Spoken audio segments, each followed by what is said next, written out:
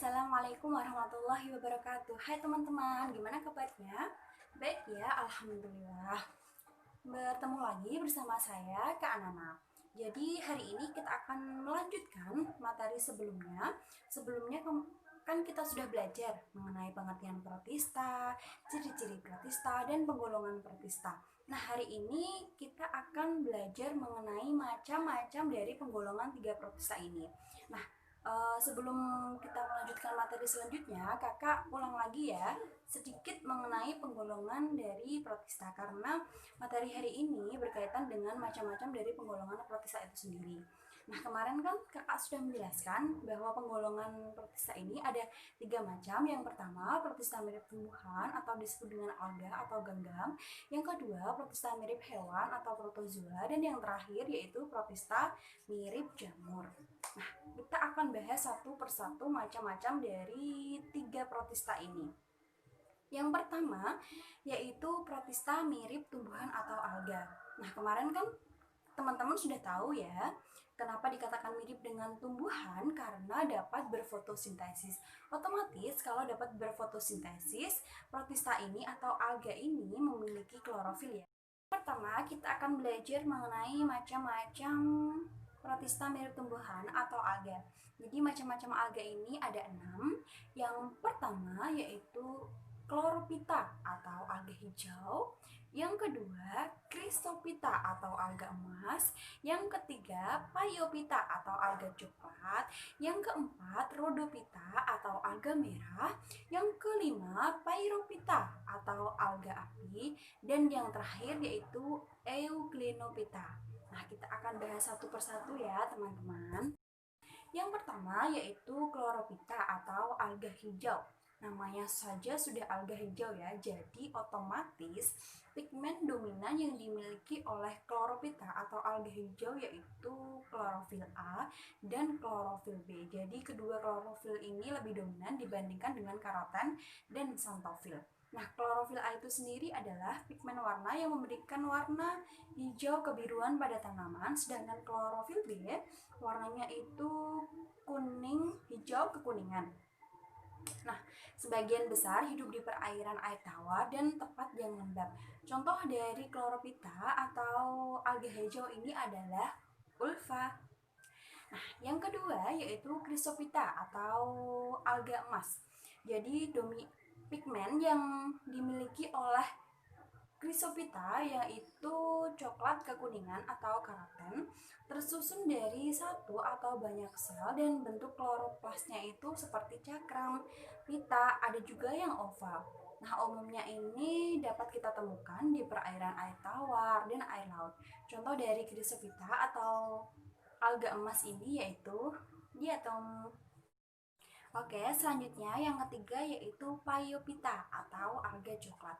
Jadi klorofil dominan yang dimiliki oleh Phaeophyta atau alga coklat ini yaitu Phycoxanthin, sesuai namanya yaitu coklat. Kemudian bersifat multiseluler dan ditemukan di laut. Contohnya itu adalah fuchs. Selanjutnya yaitu Rhodophyta atau alga merah. Alga merah ini memiliki klorofil yang lebih dominan yaitu phycoerythrin atau merah, bersifat multiseluler dan makroskopis. Oh ya teman-teman, alga merah ini biasanya dimanfaatkan sebagai bahan makanan dan bahan kosmetik loh. Contoh dari alga merah ini yaitu Gracilaria. Nah, yang selanjutnya yaitu Pyrophyta atau alga api. Nah, kenapa dikatakan dengan alga api? Karena alga ini dapat memancarkan cahaya sehingga dapat membentuk warna merah menyala. Nah, umumnya alga api ini memiliki klorofil A dan klorofil C, tersusun atas satu sel dan memiliki dua flagel atau sering disebut dengan cambuk. Nah, hidup di air tawar dan air laut. Contoh dari Pyrophyta atau alga api ini adalah Creatum lineatum. Nah, yang terakhir yaitu Euglenophyta. Jadi jenis alga ini sebenarnya dapat dikatakan mirip dengan tumbuhan, bisa juga dikatakan mirip dengan hewan. Nah, kenapa dikatakan mirip dengan tumbuhan? Karena Euglenophyta ini memiliki klorofil A, klorofil B, dan karoten, sehingga alga ini dapat melakukan fotosintesis. Sedangkan dikatakan mirip dengan hewan karena Euglenophyta ini memiliki alat gerak berupa flagel yang keluar dari selnya. Untuk habitatnya ini di perairan, contoh dari Euglenophyta ini adalah Euglena viridis. Nah, yang selanjutnya yaitu macam-macam protista mirip hewan atau protozoa. Jadi, menurut alat geraknya, protozoa ini dibedakan menjadi 4. Yang pertama yaitu Rhizopoda, yang kedua Ciliata, yang ketiga Flagellata, dan yang terakhir yaitu Sporozoa. Nah, kita akan bahas satu persatu ya, teman-teman.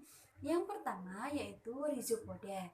Jadi, alat gerak dari Rhizopoda ini yaitu Pseudopodia atau kaki semu. Untuk reproduksinya ini secara aseksual, yaitu pembelahan biner, bersifat heterotrof dan selnya itu berubah-ubah. Nah, contoh dari Rhizopoda ini adalah amoeba. Yang selanjutnya yaitu Ciliata.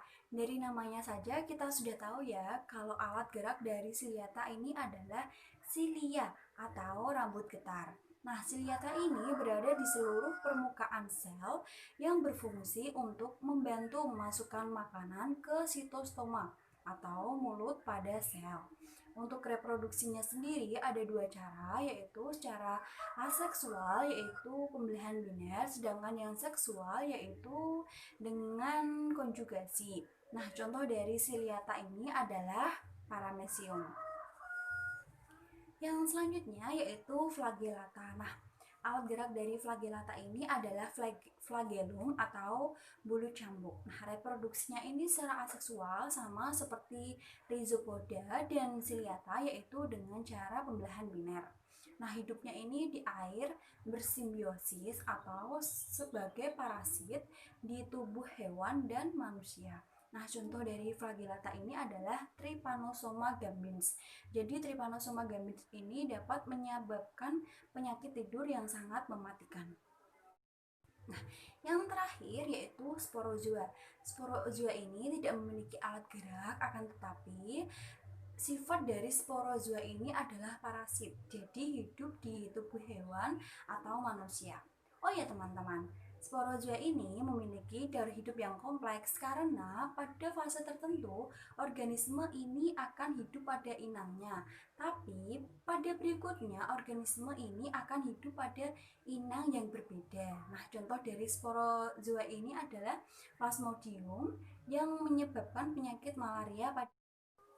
Nah, selanjutnya yaitu kita akan membahas mengenai jenis protista mirip jamur. Jadi, protista mirip jamur ini ada 2, yaitu Myxomycota dan Oomycota. Kita akan bahas satu persatu ya, teman-teman. Yang pertama yaitu Myxomycota atau jamur lendir. Jadi jenis jamur lendir ini memiliki protoplasma tanpa dinding sel. Nah, umumnya berwarna kuning karena memiliki pigmen berwarna kuning atau oranye. Jamur lendir ini umumnya bersifat heterotrof atau tidak dapat membuat makanannya sendiri. Nah, gimana sih kita dapat temukan jamur lendir ini, Kak? Jadi kita dapat menemukan jamur lendir ini di tempat basah atau di tempat yang lembab. Contohnya itu seperti pada batang kayu yang sudah busuk. Untuk reproduksinya ada 2 cara, yaitu secara vegetatif dengan cara pembentukan spora, dan yang kedua yaitu secara generatif dengan cara pembentukan gamet dengan cara sinagami. Nah, contoh dari Myxomycota atau jamur lendir ini yaitu Pisarum polycephalum. Jadi Pisarum polycephalum ini merupakan jenis jamur yang biasa menguraikan sampah organik dan pemakan bakteri. Yang kedua, jenis protista mirip jamur itu adalah Oomycota atau jamur air. Jadi Oomycota atau jamur air ini memiliki hifa yang tidak bersekat. Akan tetapi, jamur air ini memiliki dinding sel yang terbuat dari selulosa. Nah, kita dapat menemukan jamur air ini di perairan, seperti perairan air tawar, kolam, danau. Dapat juga kita temukan pada tempat yang basah atau tempat yang lembab. Untuk reproduksinya ini ada dua cara, yaitu secara aseksual dengan cara pembentukan spora yang disebut dengan zoospora, dan dengan cara seksual yaitu pembentukan gamet. Nah, contoh dari Oomycota atau jamur air ini adalah saprolegnia. Jadi kita dapat menemukan saprolegnia ini pada tubuh ikan. Nah, umumnya ini berwarna putih seperti bercak-bercak. Nah, yang terakhir kita akan membahas peran protista dalam kehidupan. Jadi, peran protista dalam kehidupan ini ada yang positif, ada juga yang negatif ya. Yang pertama yaitu jenis protista mirip tumbuhan. Ada yang tahu nggak apa sih jenis protista mirip tumbuhan yang dapat dimanfaatkan oleh manusia? Jenis ini dari kelompok Rhodophyta. Masih ingat nggak teman-teman? Ya, betul sekali. Glacilaria. Apa teman-teman? Ya, Glacilaria. Jadi umumnya jenis alga ini dimanfaatkan untuk bahan makanan atau juga dapat digunakan untuk bahan kosmetik. Yang kedua yaitu dari kelompok Myxomycota atau jamur lendir.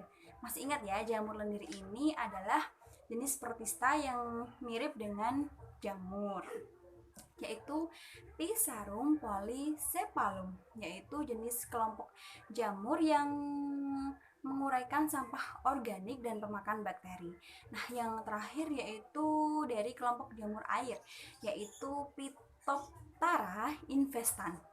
Jenis jamur ini parasit pada tanaman kentang. Sekian pembelajaran hari ini, semoga bermanfaat untuk kalian semua. Dan untuk saya pribadi mengucapkan terima kasih atas perhatian yang sudah teman-teman berikan. Wassalamualaikum warahmatullahi wabarakatuh.